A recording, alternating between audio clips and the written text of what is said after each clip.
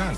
Y ahora vamos a conversar entre esos temas también, entre otros, con el superintendente de pensiones, Francisco Torres, que también es el secretario de Asuntos Económicos del PRM y es economista. Francisco, gracias por estar con nosotros una vez más. Muchas gracias por la invitación y por permitirme estar aquí con ustedes en esta tarde. Qué bueno. Francisco, quisiera iniciar la conversación. Vamos a hablar un poco de política, pero el aspecto económico. ¿Cuál es la expectativa que tú ves para República Dominicana a partir de que no se pudo, pues, aprobar la reforma fiscal que había planteado el gobierno como muy necesaria y muchos sectores así lo entendieron, pero lamentablemente no se pudo concretizar y entonces el gobierno está en el debate entre seguir financiando con préstamos porque la recaudación no da? ¿Qué te parece a ti? ¿Cuál es la oportunidad que tenemos para lograr seguir avanzando?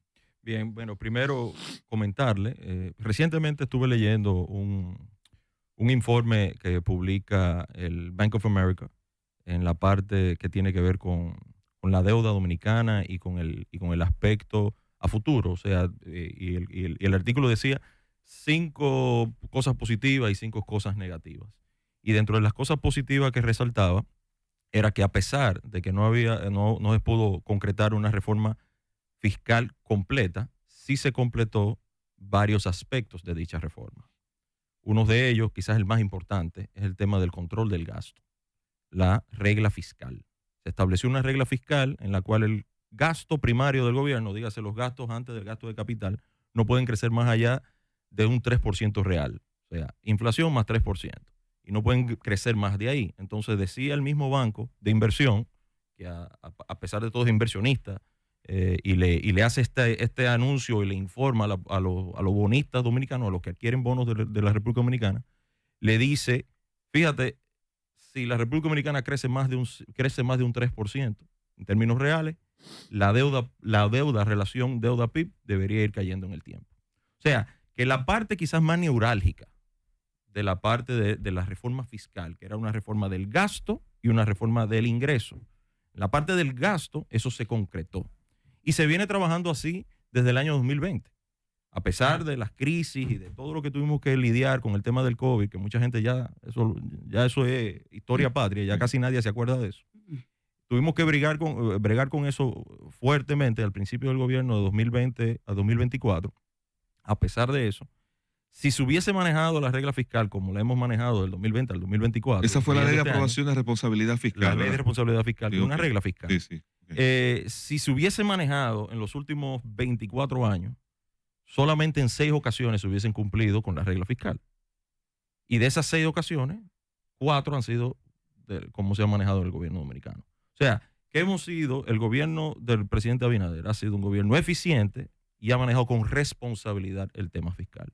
Eso le da una tranquilidad a los que adquieren nuestra deuda, a los que nos invierten. Por eso, en 3 años consecutivos hemos recibido inversión extranjera directa por encima de los 4.500 millones de dólares.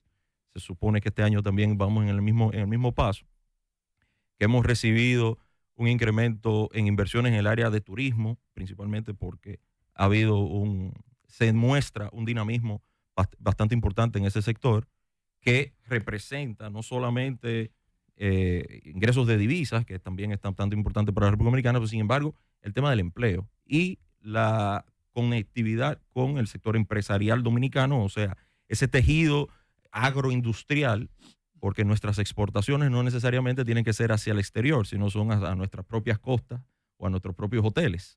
Y lo que se consume con 11 millones de nuevos visitantes que consumen nuestro producto aquí en nuestras costas, también es un gran componente que se tiene que resaltar. O sea que cuando vivimos diciendo, mira, el motor de nuestra economía, y por eso se hizo tanto énfasis al principio de reabrir la economía al sector turístico, era por temas específicos de la gente. ¿Qué quiere decir esto? Personas con empleo, porque es un gran empleador, un gran sector empleador, y además que tiene tanta relación con el sector agroindustrial de los dominicanos. O sea que en ese sentido, generación de divisas por el lado de turismo, generación de divisas por el lado de inversión extranjera directa, y las exportaciones que han crecido a niveles históricos, principalmente en el sector zona franca. Estamos hablando ya de generación de divisas de más de 43 mil millones de dólares al año. Una economía que en términos de PIB per cápita del 2019 a la fecha ha crecido en 36% en PIB per cápita en dólares. O sea, estamos hablando que es una economía resiliente, es una economía que ha demostrado ser bastante diversificada, que entendemos que con el manejo prudente que ha tenido el gobierno dominicano, no tenemos por qué tener ningún miedo hacia adelante. Francisco, escuchándote con esos detalles técnicos que estás dando, y esto no quisiera, ¿verdad?, causarte de ninguna manera problemas. Pienso que al gobierno le ha hecho falta en el área fiscalista, por lo menos llevar un nivel de explicación y de detalles con respecto al manejo de la economía, porque lo que estamos siempre viendo es el enfoque de la economía desde la perspectiva del Banco Central, que se maneja de manera muy activa. Sin embargo, la percepción que uno tiende a tener por todas las informaciones negativas que se quedan sin respuestas es que la economía está vuelta a un desastre. Entonces, a final de cuentas, fíjate los aspectos que me estás destacando acá, yo te pregunto, entonces, ¿tienes información de qué va a hacer el gobierno en lo adelante para poder por lo menos llevarle a la población informaciones más detalladas de cómo está marchando realmente la economía, no desde la visión del Banco Central, sino también de la visión de Hacienda, de Tesorería, de DGI, etcétera? Mira, para nosotros lo importante es que la información sea la real y que sea quien sea que cuente la historia, sea la historia verdadera. No es lo mismo hablar de estadística que de creencias y de como yo siento, o sea, un sentimiento. Que es lo mismo que ocurre muchos en las encuestas y eso. Tú te sientes y dices, mira, ¿cómo tú te sientes? No, yo no me siento bien, yo quisiera estar mejor. Pero sin embargo, los números destacan que estamos en el número más alto nivel de empleomanía que ha habido en la República Dominicana en la historia. Más de 5 millones de personas tienen trabajo. No quiere decir que todos están trabajando de manera formal, ya es otro tema. Pero sin embargo, más de 5 millones de personas tienen trabajo. También en la estadística más baja de la historia en temas de desempleo. O sea, la tasa de desempleo, 4.8%, la más baja también de la historia. Hemos aumentado el salario mínimo real somos el cuarto país que más ha aumentado a nivel mundial. Cuarto país a nivel mundial y regional por mucho, que más ha aumentado el salario mínimo real. Eso quiere decir que por encima de lo que la inflación acumulada ha venido presentando. Recientemente se acaba de aprobar el aumento de un 12% en 2 partidas. Una partida ahora en el 2025 y una partida a partir del 2026, a principio de año. Se vienen dando cosas de esa magnitud. Es difícil con la historia, ¿verdad?, que venimos acumulando y con cosas que pasaron recientes, como la crisis del COVID, pero realmente venimos avanzando. Y es una economía que viene presentando mejoras, que hay muchas cosas que todavía hay que resolver y que son temas que toman tiempo para resolver y eso nadie quiere tapar el sol con un dedo. En eso a mí me caracteriza de que tenemos retos como economía, somos un país de ingreso medio, queremos ser un país avanzado en los próximos años, queremos llegar a ser una economía avanzada, una economía de altos ingresos o de ingresos ya comparativos con países como el nuestro que han podido resolver sus problemas básicos, ¿no? Y en esa razón, entonces nosotros entendemos que vamos en camino hacia allá. Nosotros solamente, para poner un ejemplo, en el último año, datos totalmente verificables que por la CEPAL, por el Banco Mundial, se sacaron 440,000 personas de la pobreza. 440,000 personas de la pobreza, una tasa de pobreza que cayó de 23% a por lo menos un poquito por debajo de 19%. ¿Por qué esas personas se sacan de la pobreza? ¿Por subsidio de parte del gobierno? ¿O porque las personas aprendieron a pescar y antes tenía un empleo muy miserable y de repente tengo un mejor empleo o mi negocito particular mejoró? ¿Por qué yo salgo de la pobreza? Una combinación porque tengo una pensión. Una combinación de muchas cosas. O sea, una de las que tú me acabas de mencionar es principal, y lo que mencioné también es el tema del ingreso. O sea, se mide la pobreza como parte del ingreso. O sea, cuánto de ingreso tú tienes por encima de lo que es un salario de pobreza. Entonces, si tú eres una persona... ¿En RD cuál es ¿Qué es un salario de pobreza? O un ingreso Un de pobreza. ingreso de pobreza está definido, si mal no recuerdo, alrededor de 7,000 pesos. O sea, si tú ganas por debajo de 7,000 pesos, tú eres una persona pobre. Ok. Si tú tienes un ingreso por encima de 7,000 pesos, individual. Entonces, estamos O sea, hablando... si yo devengo 15,000 pesos y mi esposo está desempleado, que depende de mí, 15,000 pesos serían 7,500. Entonces no estamos Pero son por vulnerables. encima de la línea de Pero pobreza. son vulnerables. Pero somos vulnerables. Claro. Pero A eso- midiéndolo así, o sea, que es por persona. sí, O sea, bueno, una en eso- casa de 5 personas, tienes que calcular el 7 por 5 de ingreso. Más o menos. Como Lo que ingreso. pasa es que por hogares tienen un número estándar de hogares, porque Mm. todas las casas son heterogéneas, o sea, no tienen la misma cantidad de personas en todos los hogares, Y hay Pero- un redondeo. pero hay un cálculo. Y en este cálculo, que también es importante mencionar, eso se revisó con estadísticas hacia atrás, ¿no? O sea, tenemos el nivel de pobreza hoy en día, una reducción del nivel de la pobreza. Quiere decir que eliminamos la pobreza, ¿no? No se quiere decir que se ha eliminado la pobreza. Quiere decir que la pobreza extrema desapareció. Eso quiere decir Tampoco. que si mi tía que se fue para Nueva York me empezó a mandar remesas, ahora como Trump la va a deportar, pues ella volvió a la pobreza y yo también. Puede ser diferentes factores, pero ahora tú Más o mencionaste, menos. tú mencionaste el nivel de ingreso. Te dije el nivel de ingreso. Vamos a poner un ejemplo. La cantidad de préstamos de Promipyme se ha multiplicado por 3 o 4 más de lo que se hacía antes. Eso contribuye a que las empresas micro, medianas y pequeñas empresas tengan mejor nivel de acceso al crédito. Eso diversifica y dinamiza la economía de las MIPYMES. Lo mismo ocurre con sectores como el que ya te mencioné en el tema agrícola. Por ejemplo, del año 2010 al 2019, el PIB agrícola representado, ¿cuánto representaba? Cayó de 6.4% del PIB a 5.9% del PIB. Hoy en día, en el 2024, eso ya hoy se recuperó a 6.1% del PIB. Eso quiere decir que el PIB agrícola aumenta. Las exportaciones, como le dije, cuando se exporta, estamos hablando de mayores empleos, estamos hablando de mayores ingresos y mayores divisas para la economía.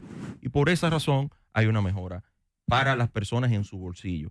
Y eso se le atribuye también, no queremos también ser mezquinos, es en la parte de el subsidio. Sí, los subsidios ayudan a tener un mejor nivel de ingreso y a solventar momentos difíciles, porque tú puedes tener momentos de buenos ingresos y momentos de malos ingresos.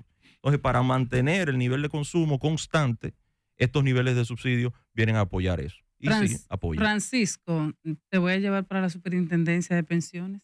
Porque aquí Carlos, estamos en los dos cargos. Carlos y Aníbal que te tienen en la economía general.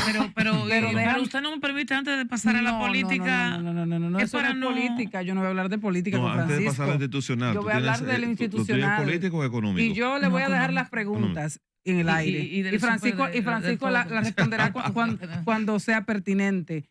¿Qué impacto va a tener en la superintendencia de pensiones, en las pensiones de los dominicanos y de las dominicanas, el aumento salarial que se ha iniciado a implementar, pero que se aprobó, ese 20% para los dominicanos y para las dominicanas? Vamos a iniciar con eso, para ver realmente si eso va a tener algún impacto a futuro y si eso los dominicanos lo pueden entender en que no se lo comió la inflación. Vamos a escucharlo. Bien, bueno, perfecto. En ese sentido, las personas aportan en base a su nivel de ingreso. Si estamos pensando en las personas que se le aumentó el nivel de ingresos salarial de los mínimos, ese aumento se traduce en un mayor aporte a sus cuentas individuales de capitalización, o sea, a sus cuentas de ahorros para su pensión.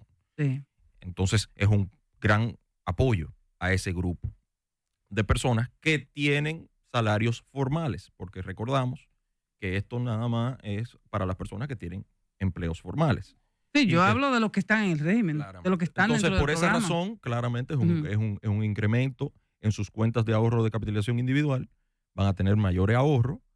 Eso quiere decir que es una contribución para el futuro de sus ¿Y qué va a pensiones. significar eso? Y además también te uno ahí para que la gente entienda, porque la gente hay que decirle de dónde que va a multiplicar su dinero de una manera llana, porque a veces, tú sabes, muy técnico, la gente podría hacer que no te capte mucho eso.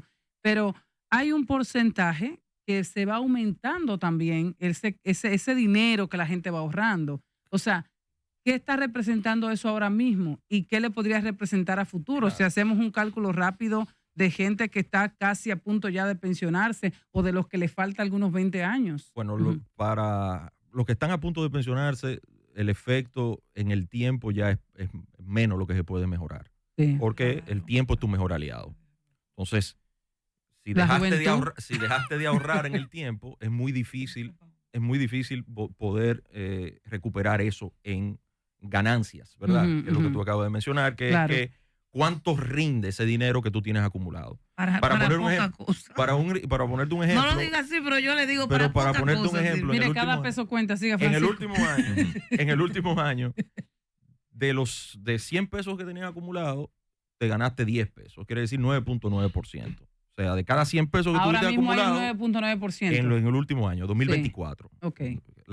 ¿Y cuánto fue la inflación? La inflación fue 3.35%. Si tú le descuentas 3.35% al 10 que te ganaste, eso fue una ganancia real que tuviste. Eso quiere decir que por encima de la pérdida de valor del peso, sí, tuviste esa ganancia real ahí en la economía o en tu cuenta de ahorro individual, tuya, que nadie te quita, porque esa cuenta es tuya, individual, personal. Entonces, lo que tú no puedes usarla. Hasta que no te pensiones, la vas a usar cuando te pensiones. Bueno, es para eso. Claro, no, porque no eso. Es una cuenta de ahorro, pero para usted liquidarse al final. Para tu pensión. Para la pensión. Para tu pensión, no es para más nada. Porque es que no tiene la categoría de ahorro y préstamo, tenemos otras modalidades de ahorro. ¿Cómo cuáles? Recientemente hemos impuesto una nueva modalidad de ahorro que se llama ahorro de cuentas complementarias de pensiones. O sea, que uno de más. Y tú puedes ahorrar de tu propia cuenta y además tu empleador puede acumular contigo. Eso es totalmente deducible de impuestos. O sea, quiere decir que no pagas impuestos por ese dinero que se acumule ahí. Eso se parece al One for K. Escúchame, crece libre de impuestos también, como la cuenta de petición individual, y podrás acceder a esa cuenta anticipadamente antes de tus 60 años de edad y antes de que cumpla las 360 cotizaciones. Vas a poder acceder a dicha cuenta porque es totalmente voluntaria. Como esta cuenta es totalmente voluntaria, con los beneficios que tiene ahorrar en el sistema dominicano de pensiones, pero vas a ahorrar de manera personal y quizás con el apoyo de tu empleador, puedes ahorrar de manera voluntaria, o sea, poniendo pesos adicionales a tu cuentas obligatorias, entonces vas a poder acceder bajo ciertas condiciones, que podemos hablar de ellas, pero... Y los intereses no serán sobre el total del ahorro, sino sobre la cuenta individual. ¿Perdón? Los intereses que tú ganas no serán sobre el total de lo ahorrado. Sobre todo, porque son dos cuentas. Son dos cuentas, entonces cada cuenta va a generar el rendimiento que genere cada cuenta. Ahora, como están invertidos de la misma manera como está la cuenta obligatoria, vas a tener el mismo rendimiento. O sea que vas a tener el mismo beneficio. Francisco. Y vas a poder acceder anticipadamente a él. Francisco, hola, ¿cómo estás? Gracias por estar en la Super 7. Siempre se ha hablado solamente de cuál es el plan, de si los fondos se utilizan, de cuánto yo voy a recibir, que si me voy a retirar, de cuándo puedo disponer de eso, pero...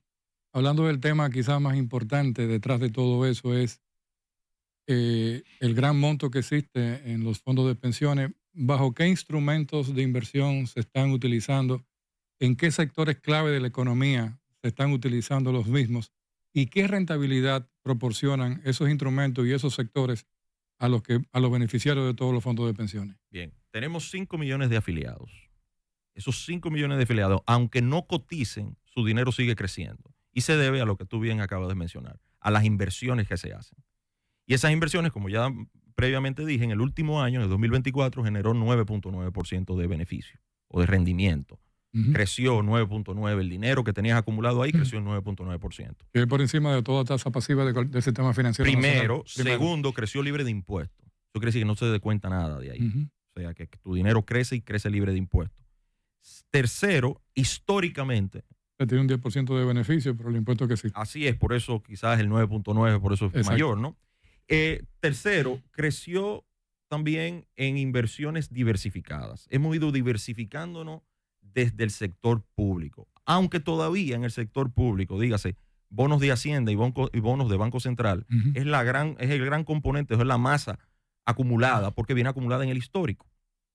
Pero desde el 2017 en adelante, se ha ido diversificando en fondos de inversión. Y estos fondos de inversión invierten ese capital acumulado en sectores de la economía real. Turismo, energía. Turismo principalmente y energía como secundario. Exacto. Y zona franca ha sido también un gran componente últimamente. Eso quiere decir que una persona común y corriente, con su inversión, de esos 5 millones de afiliados, es dueño de participaciones en el sector hotelero, participaciones en el sector turístico, participaciones en el sector energético, energía solar, energía eólica, plantas de energía de termo, o sea, las tradicionales. Es parte dueño de los peajes que mantienen las carreteras de nuestra nación.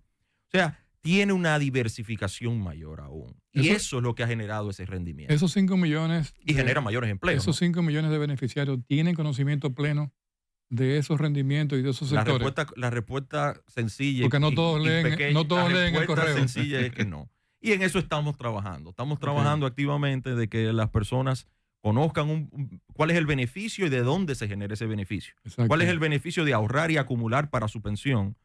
Porque cuando llegas a viejo, es tu responsabilidad tener dinero ahorrado, y como no, usualmente las personas por sí solas no hacen ese ahorro porque no conocen que mañana existe un mañana y que mañana van a necesitar ese capital y que van a necesitar dinero para poder vivir, que hoy en día las personas viven 73 años en el momento de nacer, pero cuando cumplen 60 viven muchísimos más.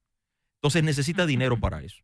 Y eso es lo que para el cual te obligan a ahorrar. Quizá ya para ir a un cambio, que Carlos me está haciendo señas. Dame un chancecito, okay. Luna. Venimos entonces con tu inquietud. Okay.